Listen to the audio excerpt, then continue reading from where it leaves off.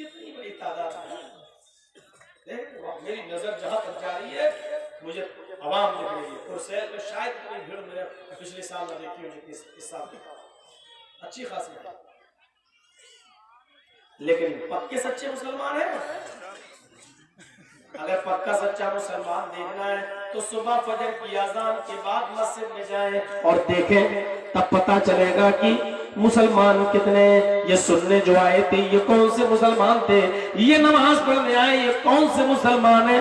अफसोस तो ये है कि हमने इनको भी मुसलमान जान लिया है। फिर फर्क क्या रह गया, जो फजर में नमाज पढ़े वो भी मुसलमान, जो जुमे के दिन मस्जिद में आए या पूरे हफ्ते में आए वो भी मुसलमान।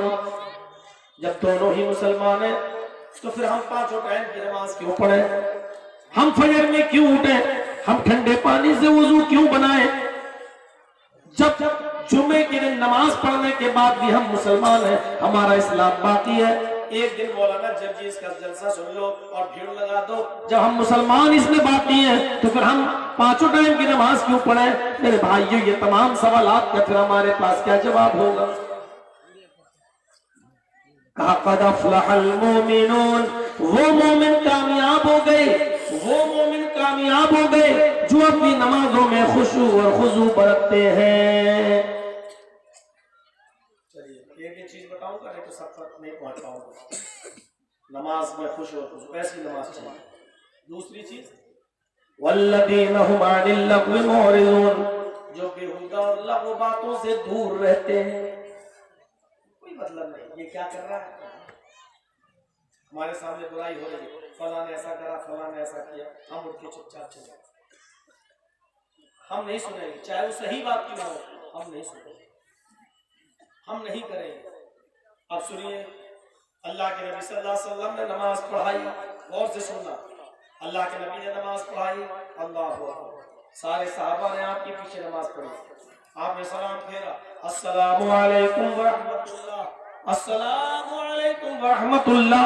उसके बाद चेहरा मुक्तदियों की तरफ किया, सुभान अल्लाह सुभान अल्लाह पढ़ते हैं। एक सहाबी उठे और जाने लगे, यानी नमाज तो पढ़ी उन्होंने नबी के पीछे, लेकिन सलाम जैसी फेरा वो जाने लगे। अल्लाह के रसूल ने देखा वो जा रहे हैं और तमाम सहाबा बैठे हैं। आपने कहा लोगों, ये जाने वाला आदमी जिसको तुम देख रहे हो जानते हो कौन है। सहाबा ने कहा अबू सईद खुदरी है। आपने कहा ये तो नाम बतला रहे हो तुम, लेकिन जानते हो ये कौन है। अल्लाह के रसूल नाम के अलावा तो मैं नहीं जानता ये कौन है। फरमाया ये जन्नती है। अगर तुम लोगों में से किसी ने जन्नती आदमी न देखा हो वो देख ले, ये जा रहा है। जिसने जन्नती आदमी न देखा हो वो देख ले कि ये जन्नती आदमी जा रहा है। सहाबा आपस में सोच रहे हैं ये जन्नती है। जितनी नमाजें हम पढ़ते हैं उतनी ये पढ़ते हैं, जितने अच्छे काम हम करते हैं उतने ये करते हैं, फिर ये जन्नती क्यों। दूसरे दिन फिर नमाज पढ़ने आए, सलाम फेरा, फिर जाने लगे। आपने कहा जिसने जन्नती न देखा हो देख ले जा रहा है। साहबा बड़े परेशान और कोई काम तो ऐसा है। तीसरे दिन वो फिर जा रहे हैं, आपने फरमाया जिसने जन्नती न देखा वो देख ले। एक साहबी उठे और कहने लगे मैं पता लगाऊं कि आखिर ये क्या करते हैं। अल्लाह के रसूल ने तीनों दिन इनको जन्नती कहा। सोचने लगे बज़ाहिर तो कोई अमल नहीं है हमसे ज्यादा हो, जितना हम करते उतना ये करते, हो सकता है घर में कोई खास काम करते हो। अल्लाह के रसूल इसलिए कह रहे हो जन्नती। तो ये उनके घर चले गए। कौन? अब्दुल्लाह इब्न उमर। उनके घर गए और घर जाने के बाद उनसे कहने लगे मैं किसी काम से आया हूँ और 2-3 दिन तुम्हारे घर रुकना है, यानी मेहमान, क्या आप अपने घर रुकने की इजाजत देंगे। उन्होंने कहा मेहमान तो अल्लाह की खैर बरकत होती है, आप हमारे घर आए, जब तक आपका काम न हो आप रुकिए। 3 दिन क्या, जब तक आपका काम न हो जाए आप हमारे घर रहे। 3 दिन के बाद कहने लगे यार घर में भी कोई ऐसा काम नहीं करते जो हमसे ज्यादा हो, जितना हम अपने घर में करते उतना ये करते। हम भी तहज्जुद पढ़ते, ये भी पढ़ते, कोई ऐसा काम तो मैंने देखा नहीं जो हमसे ज्यादा हो। 3 दिन के बाद कहने लगे, अरे अबू सईद खुदरी, मैं किसी काम से नहीं आया, बल्कि तुम्हारी टोह लेने आया, तुम्हारी जासूसी करने आया। अबू सईद खुदरी कहते हैं, क्या तुम्हें मालूम नहीं कि अल्लाह के रसूल ने जासूसी करने से मना किया है? क्या तुम्हें पता नहीं अल्लाह के नबी ने तजस्सुस करने से मना किया है? कहा मैंने किसी बुरी चीज की जासूसी नहीं की, अच्छी चीज की जासूसी करना चाह रहा था। आए अबू सईद खुदरी, मैंने देखा आपने कल भी नमाज पढ़ी, परसों भी नमाज पढ़ी, आज फिर इससे पहले भी नमाज पढ़ी, 3 दिन आपने नमाज पढ़ी। तीनों दिन जब आप नमाज के बाद घर आए तो अल्लाह के नबी ने फरमाया, जिसने जन्नती न देखा वो देख लिए जा रहा है। हम पता लगाने लगे ऐसा कौन सा काम है जो मैं नहीं करता, ये करते हैं, लेकिन ऐसा कोई काम हमें नजर नहीं आया। मैंने सोचा कि तुम घर पे कोई खास काम करते होगे, लेकिन घर पे भी हमने पता लगाया तुम कोई खास काम नहीं करते, जो करते हो ना तो मैं भी करता। आखिर अल्लाह के नबी ने तुम्हें जन्नती क्यों कहा? कहने लगे मुझे नहीं मालूम। अबू सईद खुदरी ने कहा मुझे नहीं मालूम कि मेरा ऐसा कौन सा अमल है। अल्लाह के नबी से पूछा, अरे अल्लाह के नबी, आखिर ऐसा कौन सा अमल है जो अबू सईद खुदरी करते हैं और हम नहीं करते?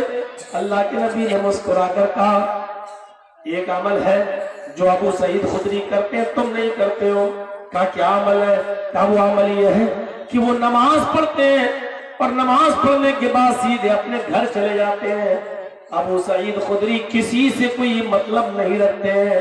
आज तक अबू सईद खुदरी ने अपनी जबान से किसी की गीबत नहीं की, किसी की बुराई नहीं की, किसी की चुगली नहीं की, किसी के बारे में गलत नहीं बोला, और ना ही किसी जगह अगर किसी की बुराई हो रही हो अबू सईद खुदरी वहां बैठे हैं, और ना ही उन्होंने किसी की बुराई सुनी है, न तो अपनी जबान से की है न अपने कान से किसी की बुराई सुनी है। इनके अंदर ये अमल है, ये किसी के पीछे नहीं पड़ते, न किसी की बुराई करते हैं, न अपनी जबान से किसी की बुराई करते हैं, न अपने कानों से किसी की बुराई सुनते हैं। यही वो अमल है जिस अमल ने अबू सईद खुदरी को जन्नती बना दिया। जबान को कंट्रोल में रखने का कितना बड़ा मतलब है। यहाँ तो जलसों में कंट्रोल करनी हो रही है, जलसे में अभी जलसा खत्म होगा, अभी देखिएगा कोई साइकिल निकालेगा, ऐसे कर ऐसे कर, पहले हम ये चले। ये कौन लोग करेंगे? जो दीन सुनने आए। ये कौन लोग करेंगे? जो इस्लाम सुनने आए। ये कौन लोग करेंगे? जो कुरान और हदीस सुनने आए। ये उन लोगों का, ये सीखने आए थे और ये सीखने देखते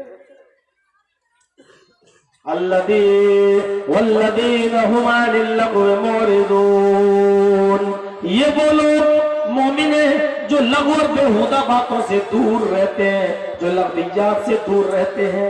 एक चीज और बता दो, बहुत प्यारी,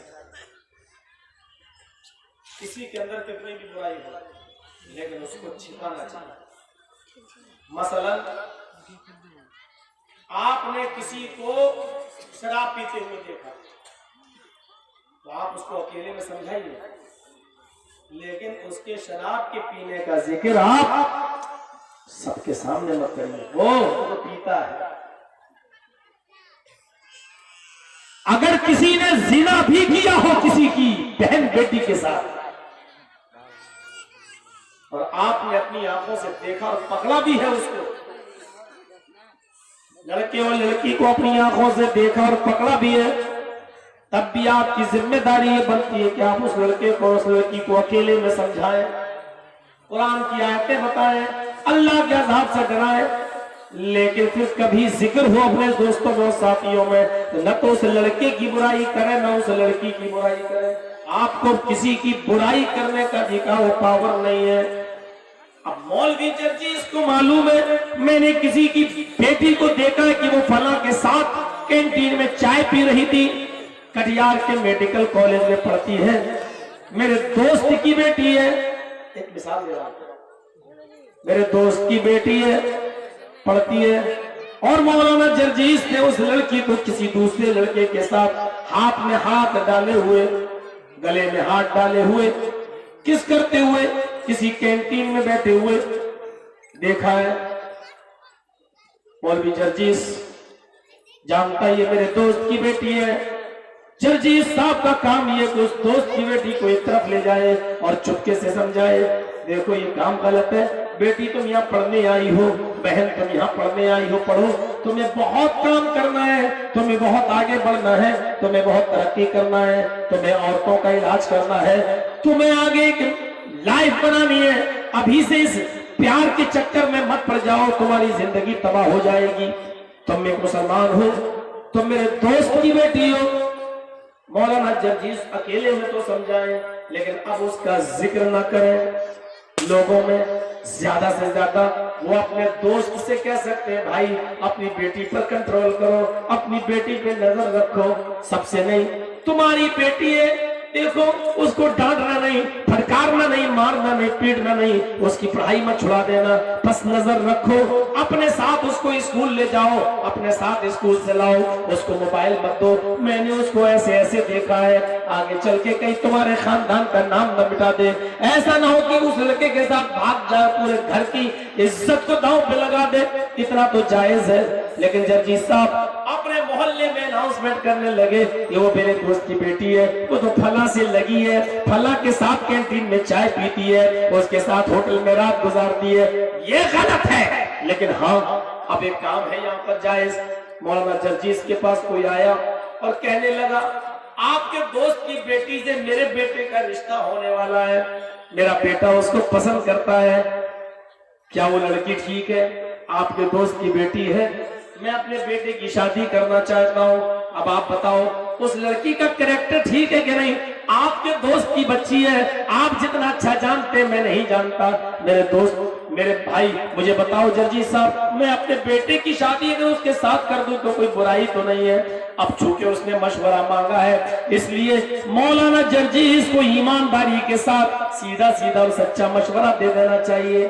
नहीं साहब, आप उस लड़की से शादी तो करना चाहते हो, लेकिन देख लो भाई, मैं तो नहीं समझता कि वो लड़की तुम्हारे बेटे के साथ जिंदगी गुजार सकेगी। क्यों? मैंने उसको फला फला के साथ देखा है, वो तो उसी से प्यार करती है। अगर तुमने उससे रिश्ता कर दिया तो ऐसा ना हो कि वो तुम्हारे बेटे के साथ खुश न रहे, या अपने बाप की मर्जी पर शादी तो कर ले, लेकिन उसका दिल यहाँ शादी करने के लिए तैयार ना हो, क्योंकि उसका दिल तो वहां लगा हुआ है। जर्जीस साहब अब सीधे सीधे मशवरा दे रहे, क्योंकि मशवरा भी अमानत होता है, लेकिन बदनाम नहीं कर सकते। ये सारी चीजें लग़्वियात में आती हैं। वल्लज़ीना हुम अनिल लग़्वि मुअरिज़ून। अमीर माविया के घर एक मेहमान आए, तो अमीर माविया की बीवी मेहमान नवाजी में कुछ कच्ची थी, यानी उनको अच्छा नहीं लगता था कि मेरे घर में कोई मेहमान है, खाना बनाओ, सुबह जल्दी उठो, नाश्ता बनाओ, अच्छा है। तो कहने लगी, ये कितने दिन रहेंगे? अमीर माविया कहते हैं, अभी तो आज आया है, पूछने लगी हूँ कितने दिन रहेंगे? तुम खाना बनाओ, खाना बनाओ। अब अमीर माविया की बीवी सोचने लगी, ऐसा ना हो कि ये 3-4 दिन देना डाल, तो कोई बुराई इनके अंदर निकालूं और भगाऊं इनको। अमीर माविया ने अपने मेहमान का कमरा अलग कर दिया। आप सुन लीजिए, बहुत कीमती बातें मैं बता जाता हूँ, आपको पता भी नहीं चलता कि क्या बात है और कहाँ हम कब कौन सी बात कह जाए, कोई मेरा भरोसा नहीं। अमीर माविया की बीवी रात में उठी, उनका कमरा अमीर माविया ने अलग कर दिया, वुजू के लिए पानी भर दिया, मुसल्ला रख दिया, चलो यहीं पर तहज्जुद पढ़ते हो तो नमाज पढ़ लेना, ये पानी है पीने का, ये वुजू बनाने का, और तुम कमरा अंदर से बंद कर लो। ठीक। अमीर माविया की बीवी रात में उठी, ये देखने के लिए क्या कर रहा है रात में, कोई ऐब निकालूं और इसको भगाऊं यहाँ से। तो जाती है उसके कमरे की तरफ चुपके से, तो अंदर से आवाज आ रही है, कमरे में कुछ बड़बड़ा रहा है, तो कान लगाती है दरवाजे से, तो सुनती है कि वो गाना गा रहा है, अमीर माविया का मेहमान गाना गा रहा है, और लटके झटके वाला गाना, जिसको आज हम कह सकते हैं बेहुदा और बेशरम नंगा गाना। अमीर माविया की बीवी खुश हो गई, चलो ठीक है, अपने शौहर को उठाऊं और बताऊं तुम उसके लिए मुसलमान रख रहे हो, नमाज पढ़ेगा, अभी तो गाना गा रहा। गई अपने शौहर को उठाया, उठो, क्या बात है, नींद आ रही है, उठो नो, अरे तुम तो रात में उठा रही हो, फजर में उठना पड़ता हम लोग। सुनो सुनो सुनो, क्या सुना, कान लगाओ ना दरवाजे से। अब वो गाना जैसे आज हम लोगों के चलते ना उल्टे सीधे गाने, वो लड़का जो मेरी तकरीर भर रहा था ना मोबाइल में, सुनाया था मैं, पाकड़ों वाला था क्या, दूर से मैंने उसको देखा था पाकड़ों में, जलसे के जब मेरा नंबर आया तो ऐसे कोई खेत था, तो उसने जल्दी से बातें करते करते मोबाइल चूमने लगा, कैसे कर रहा था, किसी लड़की से बात कर रहा था। अब जब हमने तकरीर शुरू की, अल्हम्दुलिल्लाह नहमदुहु व नस्तईन, जल्दी से बंद करके आया, मोबाइल मेरे सामने रख दिया, ऐसे ही तकरीर भरने लगा। मैंने सोचा अब इसका मोबाइल में उठा लूंगा, तकरीर खत्म होते ही उठा लूंगा, और उसके बाद अकेले में इसको ले जाके समझाऊंगा कि किससे बातें कर रहा था, किसको चूम रहा था, ऐसे। ये तो हमारे नौजवानों की कमीनापन कह लो, या गधापन कह लो, या जुनून कह लो, ये गधे समझते हैं कि हम लड़की को चूम रहे हैं, मोबाइल उठा के चूमे, ये समझते हैं लड़की को, जबकि वो प्लास्टिक के डब्बे को चूम रहा है, लड़की नहीं चूम रहा है। लेकिन अब अकल अंधी है, मारी गई है, शैतान ने इनको बिल्कुल बेवकूफ और पागल बना दिया है, ये उस डब्बे को चूम रहा है तो समझ रहा है लड़की को चूम रहा है, लड़की तो 10 किलोमीटर दूर है, उसको थोड़ी तो चूम रहा है। अब वो आगे भाग गया, लेकिन वो लड़की का फिर फोन आने लगा उसके पास, तो वो चाइना का मोबाइल था, बड़ी तेज बजता था, उसमें गाना भरा था रिंगटोन, और मैं तकरीर जो किया, अल्लाह के नबी ने फरमाया, ऐसे मैं बोला, और उसमें गाना आया, तेरी आंखें झुकी झुकी, उसमें ये गाना लगा हुआ था, तेरी आंखें झुकी झुकी। क्या वो लड़का ऐसे यहाँ बैठा, उसने देखा मेरा मोबाइल बज रहा, उठाया और जल्दी से लेके, मैंने कहा वाह बेटा, मौलाना जर्जिस के तो कान ही तरस गए थे ये गाना सुनने के लिए, बड़ी मेहरबानी तेरी। वो भागा शर्म की वजह से। तो जैसे ये गाने आजकल चल रहे हैं, तेरी आंखें झुकी झुकी, सरकारियों खटिया, क्या क्या है, चोली के पीछे नीचे, ये सब नौजवान नस्ल जिसमें दीवानी है, ऐसी वो कोई गाना गा। हदीस के अल्फाज तो ये है, अल-बिदाया व निहाया इब्न कसीर की किताब, उसके अल्फाज तो ये है कि फहश फहश, यहाँ इतनी घटिया गाना होगा। अमीर माविया को सुनाया, सुनो, अमीर माविया ने कान लगाया, अपनी बीवी को, चलो अरे उसने गाना देखने अपनी बीवी को खींच के लाए और अपनी चारपाई पे लगाते हुए कहा, सो जाओ चुपचाप। अच्छा, हम ही को डांटोगे, हमने उसको जो सुनाया है तुमको, उसको कुछ नहीं कह रहे हो? नहीं, उसको नहीं कहूँगा। क्यों? कहा मैंने उसका कमरा अलग कर दिया, उसका रूम अलग कर दिया, उसका बिस्तर अलग कर दिया, उसने अपने दरवाजे को अंदर से बंद कर दिया। अब वो कमरे के अंदर क्या कर रहा है, तुमने उसकी जासूसी क्यों की? किसी के अंदरूनी मामले की जासूसी करना हराम है। अल्लाह के नबी फरमाते हैं, बाहर निकलो और उसकी आंखें फोड़ दो जो किसी के घर के अंदर की जासूसी करे। तुम क्यों गए? ठीक है, लेट गए। हाँ, तुम्हें तो हमें गलत लगते हैं, वो कहाँ गलत लगेगा? गलती तुम्हारी है। जब नबी ने मना किया है किसी के घर के अंदरूनी हालात को जायजा लेने के लिए, तुमने क्यों किया? जब हमने उसका कमरा अलग कर दिया, सो जाओ। अब मुझे सो गई, जनरेटर जब चलने लगा, उनकी नाक बोलने लगी, तब अमीर माविया उठे, चले अब समझाऊं मैं अपने दोस्त, अकेले में देखिए समझाया तो अकेले में, बीवी के सामने भी नहीं। अब उठे, मेरी बीवी सो गई, अब चलो जरा समझाएं। आगे बढ़ते हैं।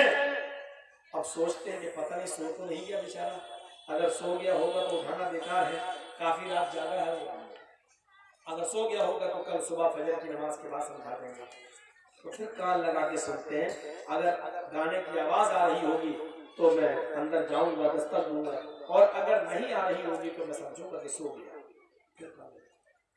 तो अब कान लगाते हैं तो अब गाने की आवाज नहीं आ रही है, बल्कि वही मेहमान घर के अंदर कुरान पढ़ रहा है, अभी गाना गा रहा है, और अब थोड़ी देर के बाद वो कुरान पढ़ रहा है। जो गाना अच्छी आवाज से गा सकता है, जो गाना अच्छी आवाज से गा सकता है, वो कुरान भी बड़ी खुश लहन तजवीद सुरीली आवाज के साथ पढ़ सकता है। अमीर माविया ने कान लगाया तो उसकी कीरतों को बहुत अच्छी लगी। अमीर माविया ने अपनी बीवी को उठाया, उठो, क्या है, सोने दो, कभी सुलाते हो कभी उठाते, उठो, क्या है, अरे उठ ना, उठाया, क्या है, सुन, अभी तो मना कर रहा हूं, जासूसी नहीं करना चाहिए, आप कह रहे हो सुन, सुन तो, फिर सुना है, ये तो कुरान पढ़ा।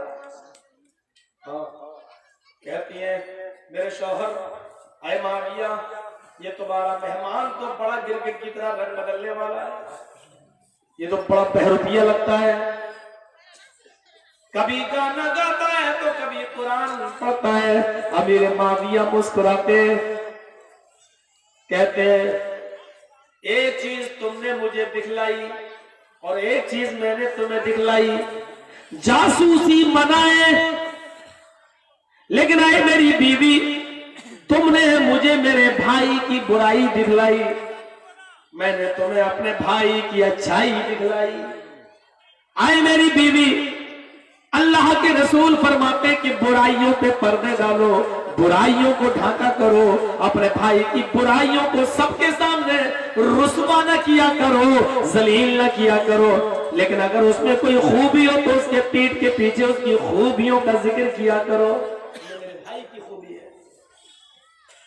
सुबह उठे, अमीर माविया ने अपने मेहमान से कहा, क्या है ये, कभी गाना गाते हो कभी कुरान पढ़ते हो। वो रोने लगा और कहता, अमीर माविया, मेरी जिंदगी में एक भूचाल आया है, मेरी बीवी मुझे छोड़ के चली गई, मेरे बच्चे भी मुझसे रूठ गए, वो भी मां के साथ चले गए, मेरे मकान पर जालिमों ने कब्जा कर लिया, मुझे बेघर कर दिया।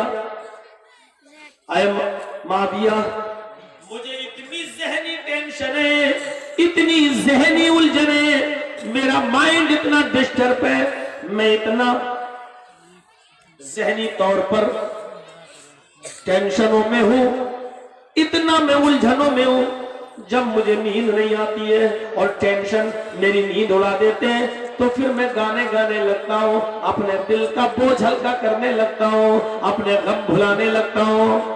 अमीर माविया ने कहा, मेरे दोस्त, जब तुम्हें उलझने हुआ करे, जब टेंशन तुम्हें आया करे, जब नींद तुम्हें ना आया करे, जब फिक्रें तुम्हें खाने लगे, जब दुनिया भर की उलझने तुम्हारे दिमाग में छा जाए और उन सहनी टेंशनों की वजह से तुम्हें नींद ना आए और उलझने और फिक्रें तुम्हारे दिमाग पर छा जाए, तो तुम कुरान की तिलावत किया करो। अल्लाह फरमाता है, अला बिज़िक्रिल्लाहि तत्मइन्नुल कुलूब, अल्लाह का जिक्र करने से तुम्हारे दिलों को सुकून मिलता है, तुम्हारे दिलों को इत्मीनान मिलता है। गानों से तो तुम्हारी उलझने और बढ़ेंगी, जिक्र व अस्कार किया करो, कुरान पढ़ा करो, इन कुरानों से तुम्हारे दिल का सुकून मिल जाएगा और तुम्हारे दिल में जो उलझने तुम्हारे जहनों में, वो उलझने खत्म हो जाएंगी। अब अकेले में मस्जिद में नसीहत भी कर रहे हैं, यानी किसी से कोई मतलब नहीं है, लफ्ज़ियात से दूर, या फिर मदद अपने भाई कर सकते हो मदद? कौन अपने भाई की मदद कर रहा है? हजरत उमर फारूक रोजाना रात की तारीकी में निकला करते थे। तो आओ नौजवानों, तुम्हें जबरदस्त और दिलचस्प वाकया सुनाने जा रहा हूँ। हजरत उमर रात में रोजाना गश्त किया करते थे। एक दिन एक आदमी को रात के अंधेरे में घर के बाहर, झोपड़ी के बाहर रोते हुए देखा तो उमर ने अपना घोड़ा रोक लिया। अकेले हैं, घोड़ा रोक लिया। पूछा मेरे भाई क्यों रो रहे हो? उसने देखा तो पहचान नहीं पाया कि उमर है। हजरत उमर उसके पास बैठ गए। क्यों रो रहे हो? उसने कहा बे जा यार, वो और दिमाग खराब करने आ गया। होता है ना, कभी कभी ऐसा होता है, जा ना, आ गया मेरा दिमाग खराब करने, जा।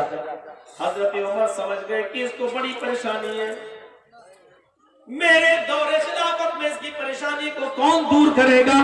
बैठ गए उसके पास, कहने लगे नहीं तुम्हें अपनी परेशानी बताना होगी। अरे क्या परेशानी मैं बताऊं तुम्हें, और तुम क्या कर लोगे उस परेशानी का?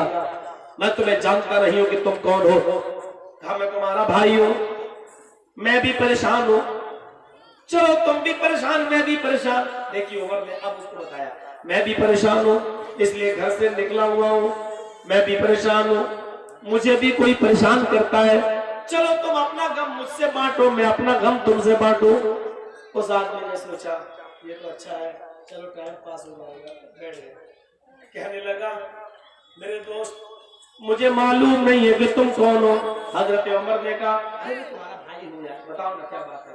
कहा कि मैं बहुत परेशान हूँ, ये मेरी झोपड़ी है, इस झोपड़ी में मेरी एक बीवी है, बहुत खूबसूरत मेरी बीवी है, और मेरे इसी गांव का एक जालिम और सरकश आदमी मेरी बीवी के पास आता है और कान पकड़कर मुझे घर से बाहर निकाल देता है इस झोपड़ी से, और रात भर वो मेरी बीवी के साथ रंगलियां मनाता है। चूंकि वो इस समाज का चौधरी है, सरमायादार है, पावरफुल आदमी है, हमको कमजोर आदमी समझकर निकाल देता है और मेरी बीवी को जबरदस्ती तलवार के जोर पर राजी करता है और वो मेरी बीवी के साथ जिना करता है। अच्छा, मैं अपनी कमजोरी पर रो रहा हूं,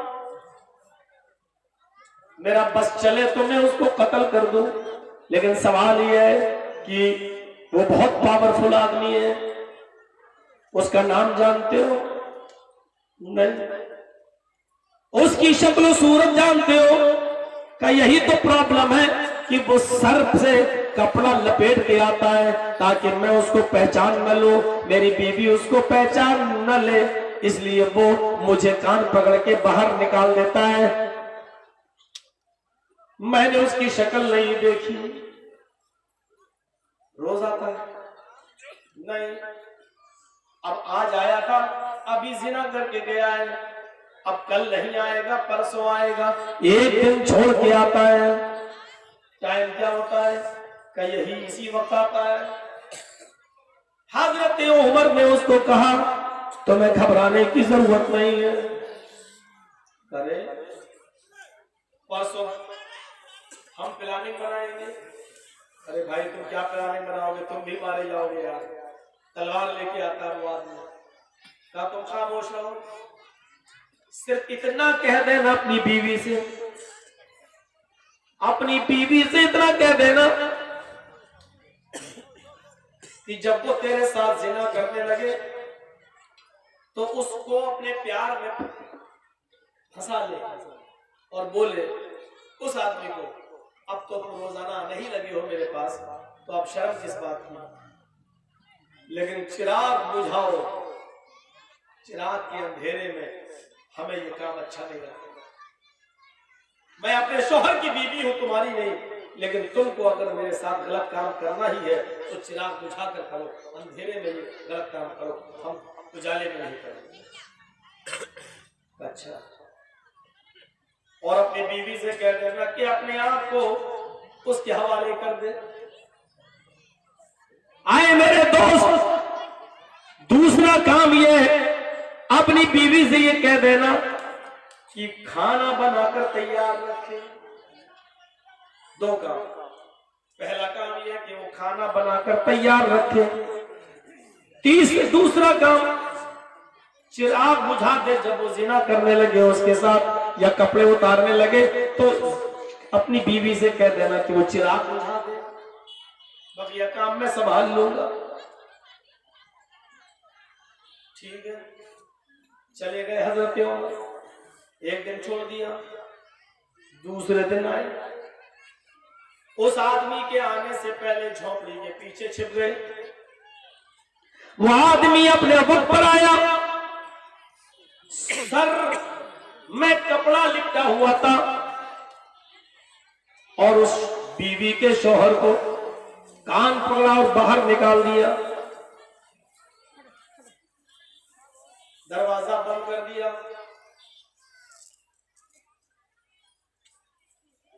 बहकी बहकी बातें होने लगी।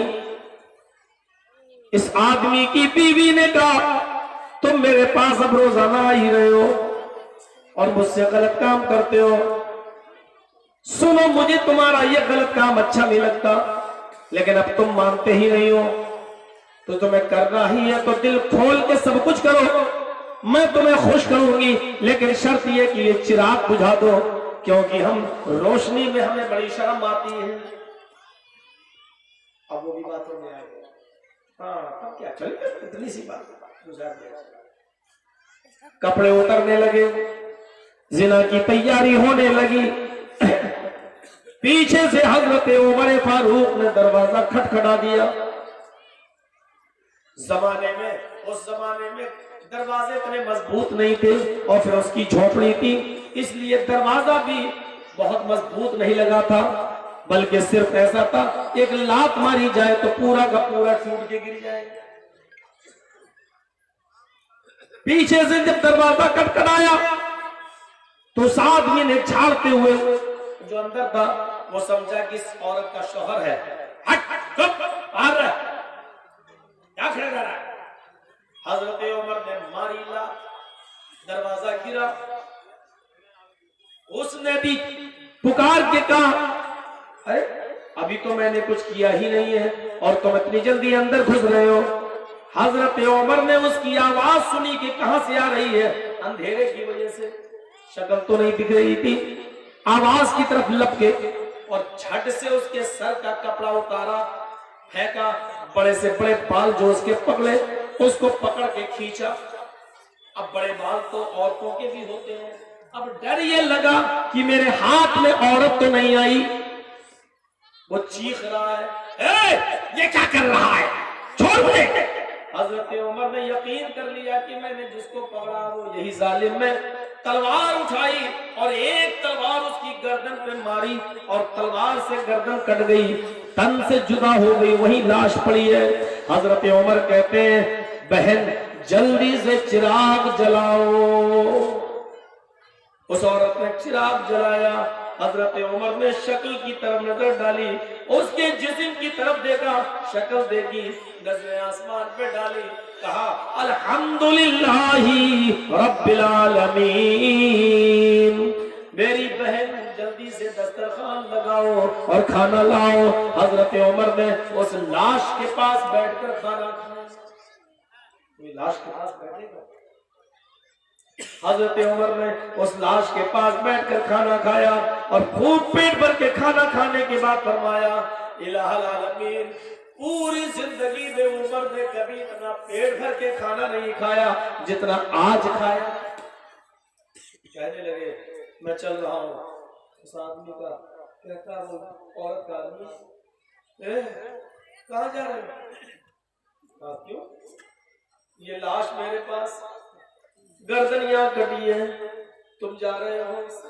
उमर को अगर पता चल गया तो कत्ल के जुर्म में कहीं मुझे भी कत्ल न कर दे। अरे ये तो ठिकाने लगा। हजरत उमर ने कहा, डरो नहीं, कोई तुम्हारा कुछ नहीं करेगा, उमर भी तुम्हारा कुछ नहीं करेगा। अरे तुम नहीं जानते उमर को। हजरत उमर कहते हैं, उमर को मुझसे ज्यादा कौन जान सकता है? मैं ही उमर हूं, मैं ही अमीरुल मोमिनीन हूं। परसों तेरी परेशानी मैंने ही सुनी थी, तेरे पास मैं ही बैठा था। अब मुस्कुराया। कहता है अमीरुल मोमिनीन, अल्लाह आपको जज़ाए खैर दे, लेकिन मुझे 2-3 सवालों के जवाब दो। क्या अमीरुल मोमिनीन, आपने चिराग बुझाने के लिए क्यों कहा था, जबकि चिराग की रोशनी में आप कत्ल अच्छी तरीके से कर सकते थे, लेकिन चिराग बुझाने में आपको कितनी दिक्कत हुई? कितनी दिक्कत? क्योंकि बजाय आदमी के मेरी बीवी भी कत्ल हो सकती थी, क्योंकि अंधेरे में तो कुछ दिखता नहीं। कहा तुम सही कह रहे हो। आपने चिराग बुझाने के लिए क्यों कहा? जब आपको चिराग जलाकर शक्ल दिखाई गई तो मरने वाले आदमी के मरने की खबर सुनकर या मरा हुआ आदमी देखकर इंसान को इन्ना लिल्लाहि व इन्ना इलैहि राजिऊन पढ़ना चाहिए था, तो आपकी ज़बान से अल्हम्दुलिल्लाहि रब्बिल आलमीन क्यों निकला? और तीसरी बात यह, आपने लाश के पास बैठकर खाना क्यों खाया? आपने ये क्यों कहा था कि खाना बनाकर तैयार रखना? हजरत उमर कहते हैं कि जब से तूने मुझे अपनी बीवी के ऊपर होने वाले जुल्म के बारे में बताया, उस दिन यानी परसों ही से मैंने ये कसम खा ली थी, हाय अल्लाह, मेरे दौरे खिलाफत में एक आदमी की बीवी के साथ जिना हो रहा है और उमर खलीफा होते हुए भी कुछ नहीं कर पा रहा है, मैं नहीं रोक पा रहा हूँ। हाय अल्लाह, कसम है मुझे तेरे इज्जत और जलाल की, कसम है मुझे तेरी किबरियाई की, कि जब तक मैं उस जालिम का गर्दन काट नहीं दूंगा, उसको कत्ल नहीं कर दूंगा, मैं तब तक खाना नहीं खाऊंगा, खाने का लुकमा हलक के नीचे नहीं उतारूंगा। सुनाओ बिहार के लोगों, अपने चीफ मिनिस्टर नीतीश को सुनाओ, एक आदमी की बीवी परेशान थी, उसके साथ जिना हो रहा था। हजरत उमर फारूक ने खाना पीना छोड़ दिया। तेरी तरह गद्दारी कोई नहीं करता, दल कोई नहीं बदलता, और साफ कह दूं, रंडियां भी इतनी जल्दी दल नहीं बदलते जितनी जल्दी ये नेता लोग दल बदलते हैं। रंडियां अपना जिस्म बेचती है, नेता अपना ईमान बेचता है। कह दिया मैंने जो कहना था, हमने अपना काम कर दिया, मेरा खाना हजम हो गया, हम अपने मकसद में कामयाब हो गए। हम तकरीर में कोई ना कोई अच्छी बात कह जाते हैं, समझने वाले समझे न समझे मुझे कोई फर्क नहीं पड़ता, लेकिन मैं अपने मकसद में कामयाब हूं। बताओ इसको कहा जाए। मैंने उस दिन कसम खाई थी, जब तक मैं इस आदमी की मदद न कर दूं मैं खाना नहीं खाऊंगा, उस आदमी को कत्ल न कर दूं मैं खाना नहीं खाऊंगा। चिराग बुझाने के लिए इसलिए कहा था कि जब तूने मुझे परसों ये बात बताई कि कोई आता है जो मेरी बीवी के साथ जिना करता है, अपना चेहरा छिपा कर आता है, तो मेरे दिल में ये ख्याल आया, उमर, इतना जुर्म और इतनी बहादुरी का काम कहीं तेरा बेटा न करता हो। आए उमर, इतनी जुर्रत किसकी है जो बड़ा पॉपुलर और बड़ा सोच वाला आदमी हो और रात में जिना करे। मैंने सोचा कि वो मेरे खानदान का कोई आदमी तो नहीं है, सोर्स वाला कोई आदमी तो नहीं है, उसको उमर फारूक खलीफा होने की वजह से उसको डर न हो कि मेरा बाप या मेरा रिश्तेदार तो खलीफा, मेरा कौन क्या कर लेगा, इसलिए वो आता हो और तेरी बीवी के साथ जिना करता हो। मैंने इसलिए कहा था चिराग बुझा देना। क्या है मेरे दोस्त, अगर चिराग जल रहा होता, मैं कमरे में घुसता, मैं उसकी गर्दन काटने की तैयारी करता। चिराग जल रहा होता और मेरी आंखें उसकी आंखों से टकराती और मेरी नजर पड़ती, और अगर वो मेरा बेटा होता या मेरा भतीजा होता या मेरा कोई रिश्तेदार होता तो शायद मेरा हाथ रुक जाता और मैं उसको कत्ल न कर पाता। हो सकता रिश्तेदारी का प्यार और रिश्तेदारी की मोहब्बत मेरे दिल में आ जाती और मैं उसकी गर्दन न उड़ाता और फिर तुझे राजी करता, कुछ ले दे के मामला निपटा ले, कुछ ले दे के मामला रफा दफा कर ले, हो सकता है कि फिर मैं कुछ माल ले दे के मामले को निपटा देता और कत्ल न करता। इसलिए मैंने सोचा चिराग बुझा रहेगा, अंधेरा रहेगा, मुझे पता ही नहीं चलेगा कि बेटा या कोई और है। आए मेरे दोस्त, जब मैंने उसकी गर्दन काट दी, तन से जुदा कर दिया, फिर मैं चीखा रोशनी करो, चिराग जलाओ। जब चिराग जलाया मैंने रोशनी में देखा तो वो सर पे जब मेरी नजर पड़ी तो मैंने अल्लाह का शुक्रिया अदा इस बात पर किया, अल्हम्दुलिल्लाह, तमाम तारीफ है अल्लाह के लिए। ये इस बात पर मैंने अल्हम्दुलिल्लाह पढ़ा कि जिसको मैंने मारा कत्ल किया वो न तो मेरा बेटा था न मेरा रिश्तेदार था। इस बात पर मैंने अल्लाह का शुक्र अदा किया कि अल्लाह इस बदनाम काम के मेरे घर का मेरे खानदान का कोई आदमी शामिल नहीं, सारी तारीफें तेरे लिए है।